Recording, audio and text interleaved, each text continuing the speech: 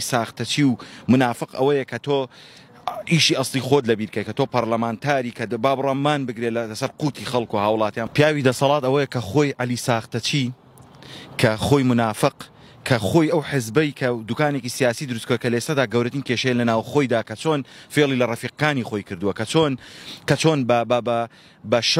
بە شەو لە کۆ پارە وەرەگرێت لە هەموو ڕەنگەکان وەرەگرێت لە نووسنگەکان وەرەگرێت لە شەریکات و لە کۆنلی لە خۆی بپرسن لە کۆ وەرەگرێت بە ڕۆژیش یاخود بڵێن لە کاتەکانی کە لەگەڵ هاوڵاتیاندا بە شێوەیەکی ئاسایی دەرەکەوێ و ئەو دەنگانیان مامەڵی کڕین و فرۆشتنی بکە. پیاوی ساختەچی و منافق ئەوەیە کە تۆ ئیشی ئەسڵی خۆت لەبیرکەی کە تۆ پەرلەمانتاری کە با بڕەمان بگرێت لەسەر قوتی خەڵک و هاوڵاتیان با بڕەمان بگرێت لەسەر ئەوەی خۆراکی خراپ و دەرمانی خراپ و نەگەوەی کە بێت لە تۆڕە کۆمەڵایەتەکان ئیشەکەی بزر بکە. ئەوانە چەند ساڵە عەلی پەرلەمانتارە و ئیش و ئەواناکە تا ئێستا توانێتی چکە جاران کە ئەم ئۆپۆزیسیۆنە ساختەچیانە عەلی و ئەمسالەکانی نەبوو، عەلی بوو دەنگیدا، عەلی بوو هەموو ڕەنگەکانی کەشی فرۆشت و لەگەڵ خۆی ئەوانە.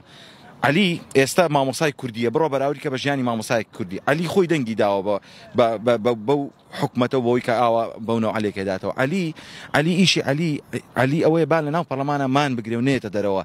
ئیشی عەلیەوە نییە مناڵی خەڵکی بە کوشدا و دواتریش بۆ خۆی لە تۆڕە کۆمەڵایەتەکان و سەیری کا بڵێ من ئەو پەیجەی هەمە لە مناڵەکانی خۆم بڵێ خۆشترم ئەوێ.